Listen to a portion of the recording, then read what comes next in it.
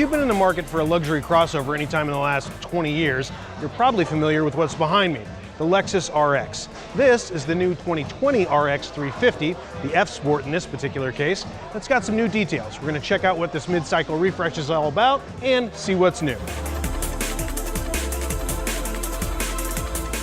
Since it's one of Lexus's top-selling models and one of the top-selling luxury vehicles in America, they haven't really messed with the formula on this one.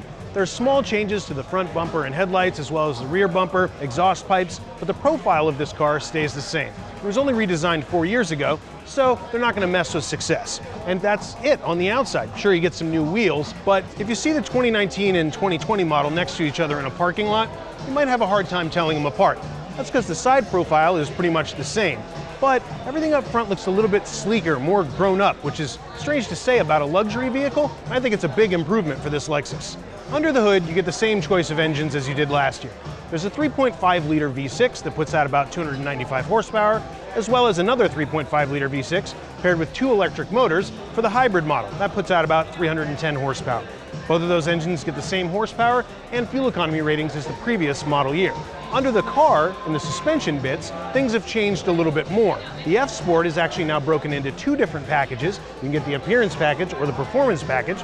And the performance package includes an adaptive suspension sourced from the Lexus LC, their big kind of sporty Grand Coupe. On the safety front, there's new equipment too. All Lexus RX models get the Safety System Plus 2.0, which includes cool stuff like cyclist detection and pedestrian detection. Great when you add it to the already full list of safety features available on RX models.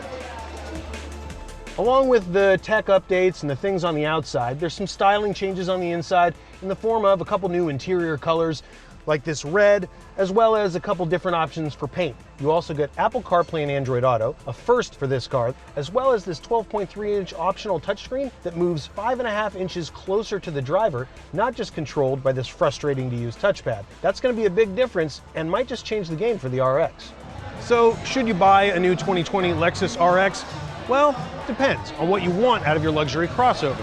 This one's well-rounded, it's got lots of great standard and optional equipment, but it's not the sportiest in the bunch despite the F Sport name. Other vehicles like the Audi Q5 might be better at that.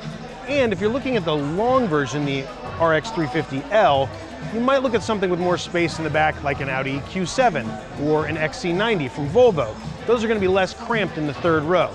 And if you're looking at hybrid models, we also recommend a vehicle like the Acura MDX Sport Hybrid or the XC90 T8 Hybrid. But if you want a well-rounded luxury crossover, take a look at the RX. We think it's worth your time. For all the details on the RX 350, the F Sport, the 3-row version, and all of the RX models, go to Edmunds.com and take a look at our first looks. Also, for more videos like this, be sure to subscribe to our YouTube channel and check us out on Facebook and Instagram.